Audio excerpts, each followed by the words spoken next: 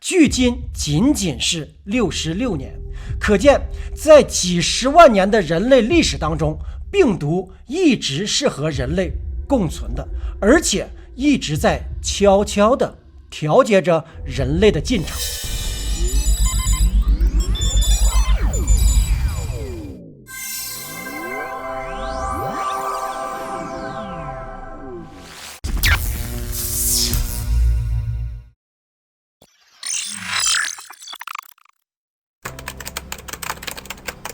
Hello， 大家好，这里是飘飘然飘哥。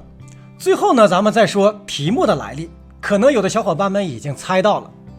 OK， 咱们飘归正传。前2天媒体突然爆出的一个新闻，使得全球的股市像打了鸡血一样的应声而涨，道指瞬间飙升了1600点。大家都知道了，就是美国辉瑞公司宣布新冠疫苗有效率超过了90%。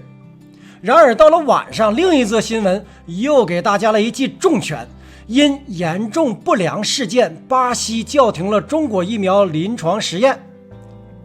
怎么又是巴西？巴西暗想，为什么受伤的总是我？无论如何，这样的一波三折，扑朔迷离，很多小伙伴们表示小心脏已经受不了了。毕竟在疫苗这个事情上，我们不再是吃瓜群众，这真的是牵扯到了我们每一个人的生命安全和社会活动，所有人都望穿秋水。还有不少网民感叹，如果这个疫苗消息早几天出来的话，美国大选的结果可能会大不相同。这是题外话，咱们暂且不表。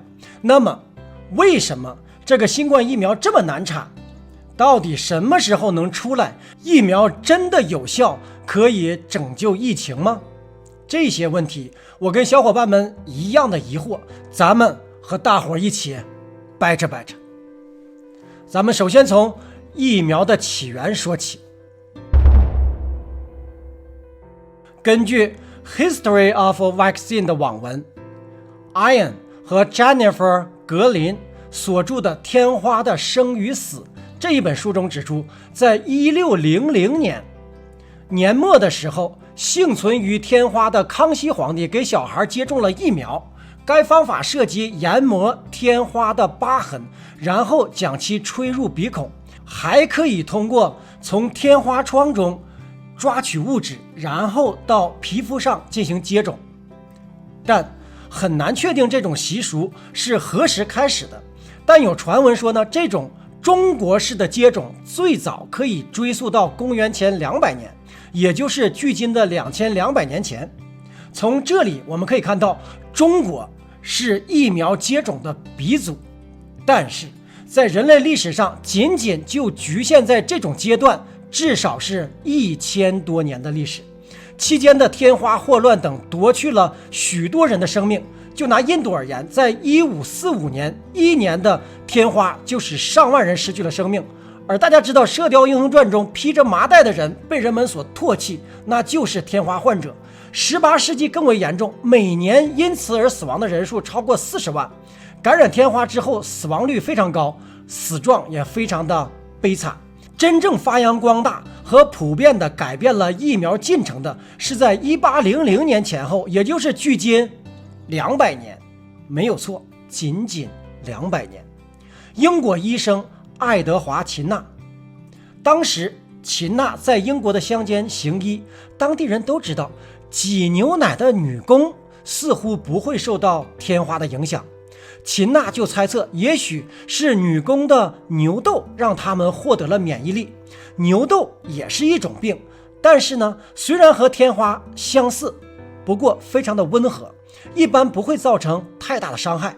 为了验证自己的理论，秦纳做了个实验，他从挤奶女工手上的豆荚里取了一些脓液，接种给了一个8岁的男孩。8岁的男孩有点发烧，但是并没有什么大事。而最关键的是下一步，就是秦纳随后给这个男孩接种了天花。男孩并没有发病。秦纳通过这个步骤证明，接种牛痘确实能够让人获得对天花的免疫力。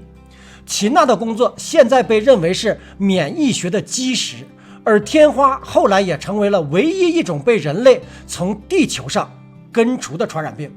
也因此，爱德华·秦纳被誉为疫苗之父。但请大家留意，这件事发生在18世纪末。要知道，微生物学是19世纪才真正的诞生的。秦纳的疫苗出现时，人们还不清楚疾病和微生物的关系，这个关系要留给后人，也就是法国的路易·巴斯德。现在我们喝的巴氏奶都是经过巴氏灭菌法消毒，这个方法就是来自于巴斯德。简单的说，就是把牛奶加热到一定温度再喝，就起到了消毒的效果。19世纪末是微生物学的辉煌时期，在巴斯德和同时代的德国人罗伯特·科赫发明的科赫法则，为微生物学奠定了坚实的理论基础。从那个时候起，结核、疟疾、霍乱、狂犬病、破伤风、白喉以及鼠疫等等一系列的传染病都有了明确的病因，人们逐渐地找到了对付其中的一些疾病的方法。那么对抗传染病的路上，人们前所未有的信心满满。然而呢，时间已经来到了20世纪初，那个时候最先进的显微镜其实还是无法看到病毒的，病毒比细菌小得多。不过已经有了办法能够把病毒分离出来。脊髓灰质炎这个病毒呢，就是在1908年的时候被分离出来的。从1900年到1950年50年期间，小儿麻痹症大流行，一次一次的袭击美国，因此呢，导致致残致死的孩子成千上万。距离分离出来的病毒已经有40多年的时间，但是人们依然对这种病毒束手无策。没有疫苗，也没有好的防治办法。事情的转机是从一家私人基金会开始的。这个基金会的创始人是美国人最爱的总统富兰克林·罗斯福，他本人也是一位小儿麻痹症的患者。可见，每每在人类的重大事务时刻，都会有重大人物浮出水面。他们就像是被神秘的力量安排好的一样，他们引领着人类开辟未知地。这样的话题咱们还会永远的讲下去，包括灵界的启示等等。那么到了1954年，这个基金会开始了最大一笔豪赌，涉及100万儿童的实地疫苗实验，史上规模最大的公共卫生实验。从那时起，才有了对小儿麻痹症的真正的疫苗，距今仅仅是66年。可见，在几十万年的人类历史当中，病毒一直是和人类共存的，而且一直在悄悄地调节着人类的进程。直到现在的近些年，从 SARS 的突然出现又突然的隐退，到新冠的突然出现，还没有突然的隐退。但是人类社会在它面前一直说我们能够战胜它，但扪心自问，这个底气从哪里来？一定是有神秘的力量的帮助和重要的天选之人的出现，否则的话，可以看出人类除了等待，真的是束手无策。可见在大自然面前，人类是多么的脆弱和渺小。那么这个新冠疫苗很难研制吗？在人类的疫苗研发和使用经历中，有的疫苗只需要1针就能够保护我们一辈子，也有的经历了数十年的攻关也无法成功。新冠疫苗的研发在技术上，因为有之前的 SARS 疫苗研究的基础，似乎看起来会容易些。新冠病毒的基因序列与 SARS 有 79.5% 的相似度，并且和 SARS 病毒一样，是通过病毒的基突蛋白结合着细胞表面来感染人体细胞的。因此新冠疫苗开发可以借鉴 SARS 疫苗的研究，这也是为什么各个国家的新冠疫苗研发都很快进入了临床阶段。但是就这个临床阶段，通常的疫苗都需要3到5年的时间，太久了。 My God， 我们等不起呀，我们等不了那么久。但是别着急，目前呢，所有的新冠疫苗研发都在走快速的通道，就是所有的程序都要为这个疫苗让路，尤其在这个辉瑞疫苗上，它是完全颠覆了我们以前的技术，采取了一种非常尖端的独门绝技——病毒基因技术，也称为 mRNA。那么传统的疫苗呢，是先在载体上，比如说流感疫苗，就是用孵化了大约8天左右的小鸡胚胎来进行培养病原体，然后把少量的病原体注入人体，让人体来识别这些病毒，从而产生抗体。这样呢，等到真正的病毒入侵的时候，我们的身体就有了准备，可以抵御病毒。可是辉瑞公司采取的技术是把新冠病毒的基因，就是病毒的刺突蛋白打入人体，然后由人体自己的细胞在这些刺突蛋白上形成病毒蛋白，此时人体就会检测到这些突然出现的新的病毒蛋白，发现它们与自身的基因不匹配，于是大喝一声：哪里来的妖怪！启动免疫系统，产生抗体来应对这些病毒蛋白。当然，这是我们最粗浅的大众化的解释。自从今年7月份以来，所有的实验没有终止过，而且得到了 FDA 的大力的支持。还有就是，我们也简单的期待一下，包括中国在内的其他的疫苗的研发项目，一旦成功，可以和辉瑞疫苗互补，满足全球的需要。要知道，在这场新冠病毒的战争中，没有谁可以独善其身，只有地球上每一个角落都消除了病毒，我们每一个人才能是安全的。至于什么时候疫苗才能够大面积上市，比较乐观的说法是2021年的3月，第一批优先考虑的人群呢，可以开始接种疫苗。这样看来，虽然疫苗的好消息出来了，但是轮到小伙伴们去接种疫苗，还需要一段很长的时间，还需要很长的煎熬。从研发到真正的用到人身上，疫苗的一生可谓是历经坎坷。印度神童阿比亚所说的疫情要持续到2021年底，看来也真的是要成真了。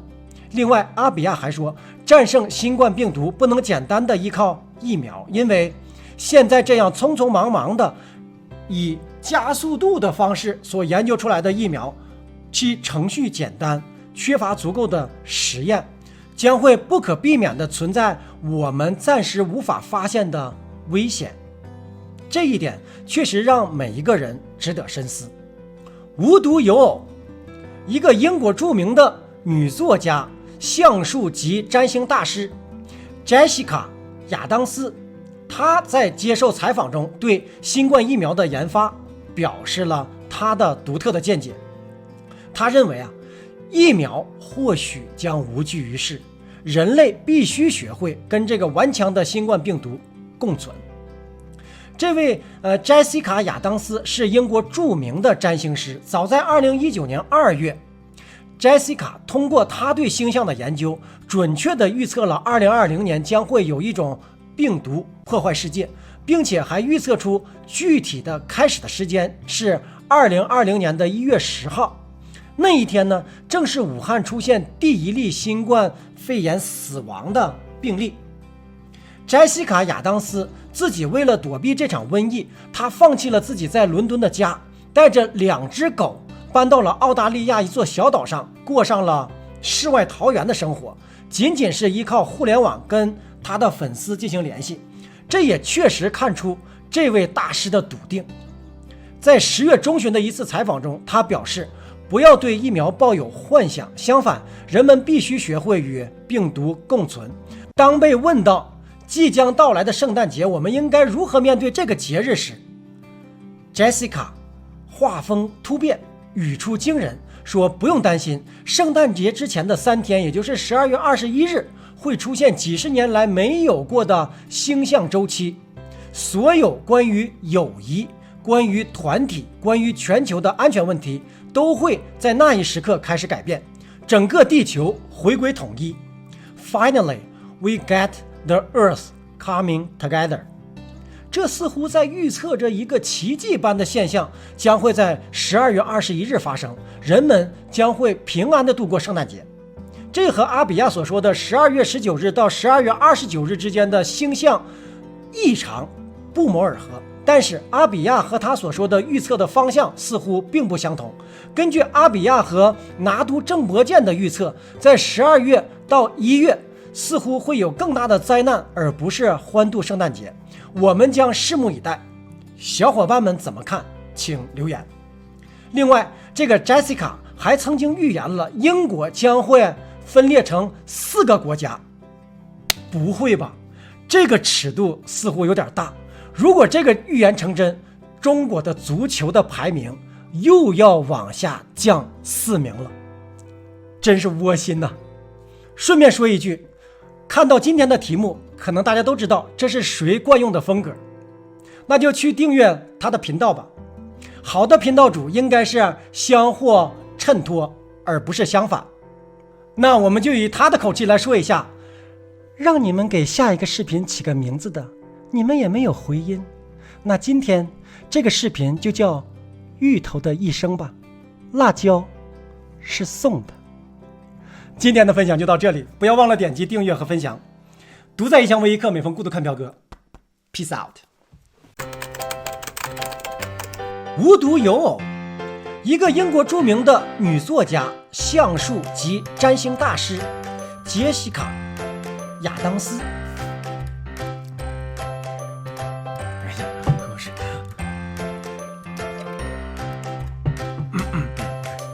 好的，那么让我们给下一个视频起个名字。Sorry，